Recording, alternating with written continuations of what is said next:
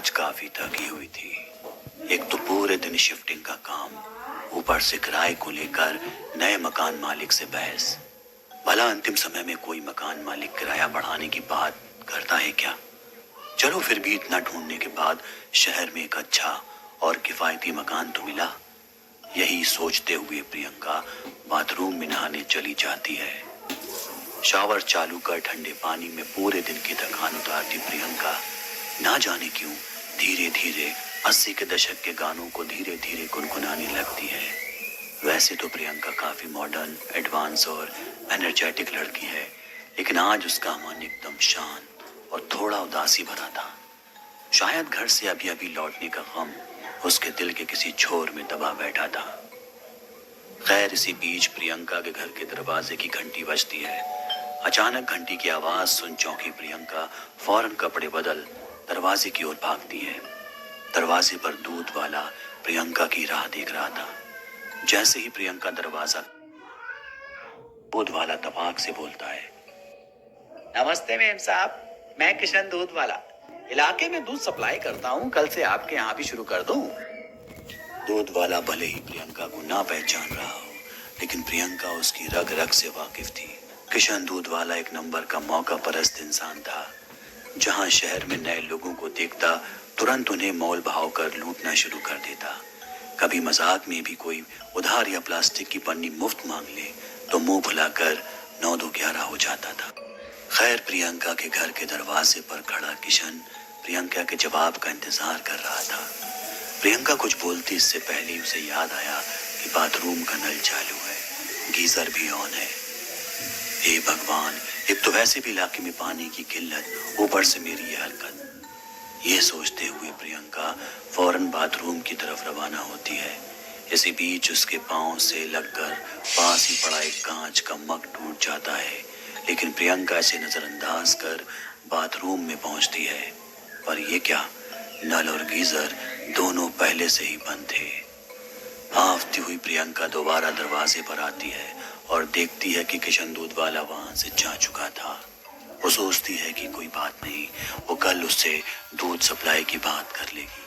लेकिन जैसे ही वो दरवाजे की ओर मुड़ती है तो देखती है कि पास ही लगे स्टैंड में दूध का एक पैकेट और कुछ खुले रुपए रखे हुए थे। देखकर ऐसा लग रहा था कि जैसे किसी ने दूध वाले को पहले पैसे दिए हों, फिर उससे दूध का पैकेट लिया हो और बाकी बचे खुले पैसे दूध वाले ने उसे लौटाए हों। इन सब को नजरअंदाज कर जब प्रियंका घर के अंदर लौटती है तो देखती है कि कमरे का फ्लोर एकदम से साफ था। यहाँ तक कि टूटे हुए कांच के मग के टुकड़े भी फ्लोर से गायब थे। प्रियंका के दिमाग में कई सवाल थे, लेकिन जवाब एक भी नहीं। खैर, अब रात हो चली थी। प्रियंका जहाँ रहती थी वो इलाका दिन में जितना गुलजार था, रात में उतना ही सुनसान। गहरा घना अंधेरा, झींगुर की आवाजें और डरावने सन्नाटे के बीच धीमे धीमे गुनगुनाती प्रियंका कमाल लग रही थी। अब सोने का वक्त था। प्रियंका बिस्तर पर लेटी पूरे दिन हुए अजीबोगरीब घटनाओं के बारे में सोच रही थी। उसे शक होने लगता है कि इस घर में सब कुछ सामान्य नहीं है। ये सब सोचते सोचते धीरे धीरे प्रियंका की आंखें भारी होने लगती हैं और थोड़ी ही देर में वो सो जाती है। सुबह होती है, तीखी धूप प्रियंका के चेहरे पर पड़ती है और उसकी नींद खुल जाती है। समय लगभग 9:45 बजे। प्रियंका अपने ऑफिस के लिए लेट हो रही थी। वो फटाफट उठती है और तैयार होकर ऑफिस के लिए रवाना हो जाती है। कैब में बैठे बैठे उसे रास्ते में अचानक याद आता है कि जल्दबाजी में उसने घर की खिड़की, पंखा, लाइट, नल सब कुछ बंद नहीं किया है। और अब उसके जहन में मकान मालिक के ताने और उसका गुस्से से फूला हुआ चेहरा मंडराने लगता है। वो समझ जाती है कि अगर मकान मालिक को उसकी इस लापरवाही का जरा भी अंदाजा लगा तो वो उसे पहली फुर्सत में घर से निकाल फेंकेगा। बावजूद इसके वो ऑफिस का अपना सफर जारी रखती है।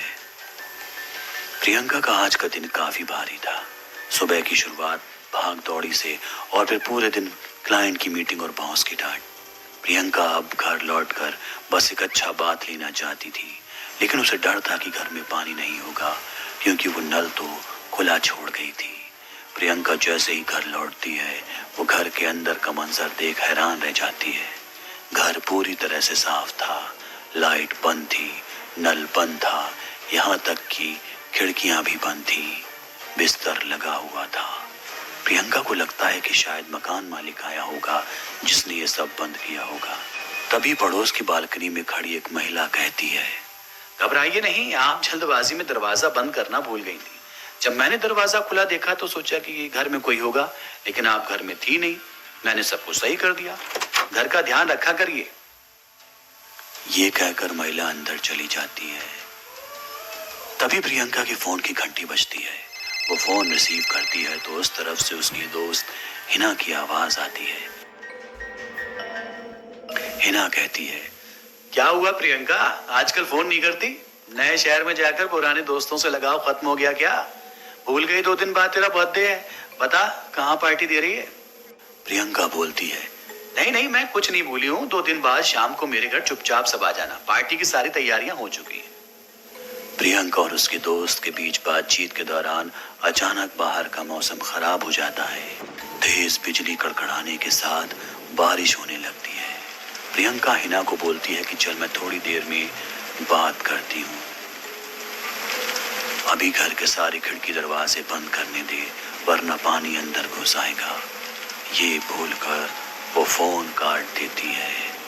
प्रियंका एक एक कर घर के सारे दरवाजे और खिड़की बंद कर देती है, लेकिन ऊपर छत का दरवाजा बंद नहीं हो रहा था। वो काफी कोशिश करती है, लेकिन अभी भी वो दरवाजा हिलने को तैयार न था। तभी अचानक पड़ोस की छत से वही महिला प्रियंका के पास आती है और कहती है कि दरवाजा बहुत पुराना है, ऐसे बंद नहीं होगा।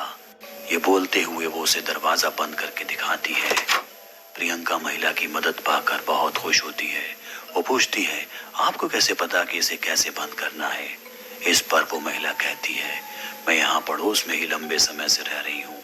इस घर के बारे में मुझे सब कुछ पता है। मैं पहले इसमें रहा करती थी। प्रियंका महिला से बात कर बहुत खुश होती है और वो उसे अपने बर्थडे पार्टी में इनवाइट करती है, जिस पर महिला भी खुशी से हामी भर देती है, लेकिन कहती है कि दिन में मुझे काफी काम होता है। अगर पार्टी रात में हुई तो वो जरूर आएगी। प्रियंका उससे कहती है कि पार्टी रात में है क्योंकि हम भी दिन में काम करते हैं। 2 दिन बाद बर्थडे आता है। प्रियंका के सारे दोस्त यार घर पर इकट्ठा होते हैं, लेकिन प्रियंका की नजरें अभी भी किसी और की राह तक रही होती हैं। दोस्त उससे पूछते हैं कि क्या हुआ, प्रियंका किसी खास के इंतजार में हो? तो वो बताती है कि मैंने हाल ही में एक नई दोस्त बनाई है। मैं तुम सभी को उससे मिलाने के लिए बेताब हूँ। बस प्रियंका का इतना बोलना ही होता है कि महिला घर में दाखिल होती है। पार्टी के लिए पहले इतना लेट हो गया था कि प्रियंका बिना वक्त गवाए पार्टी शुरू करती है। लाउड म्यूजिक, डांस, खाना पीना, ढेरों सेल्फी, सब खूब एंजॉय करते हैं। अब धीरे धीरे सारे यार दोस्त घर लौट रहे होते हैं। अब बस हिना और उसकी बहन ही प्रियंका के घर में होती है, लेकिन प्रियंका देखती है कि वो महिला बिना कुछ बताए वहां से चली गई। प्रियंका अपनी सहेली से पूछती है, आप लोगों ने उस महिला को देखा? हिना और उसकी बहन उल्टा सवाल करती है कि किस महिला को? प्रियंका उनसे मजाक न कर सही सही जवाब देने को कहती है। तब हिना और उसकी बहन उसे समझाती हैं कि पार्टी में कोई महिला नहीं थी, सिर्फ हम सारे ऑफिस के ही दोस्त थे। प्रियंका इस बात को मानने से सरासर इनकार कर देती है और सबूत के लिए पार्टी के दौरान मोबाइल से खींची सेल्फी दिखाती है, लेकिन उन सेल्फियों में देख प्रियंका खुद चौंक जाती है, क्योंकि किसी भी फोटो में वो महिला नहीं दिख रही थी, जबकि सारे दोस्त यार फोटो में मौजूद थे। इस घटना से परेशान होकर अगले दिन प्रियंका मकान मालिक के पास पहुंचती है और उसे सारी बात बताती है, लेकिन इसके जवाब में मकान मालिक जिस कहानी का खुलासा करता है उसे सुनकर प्रियंका के होश फाख्ता हो जाते हैं। तो क्या थी उस महिला की असल कहानी और कौन थी वो महिला? ये जानने के लिए सुनिए प्रेत लोक का अगला एपिसोड।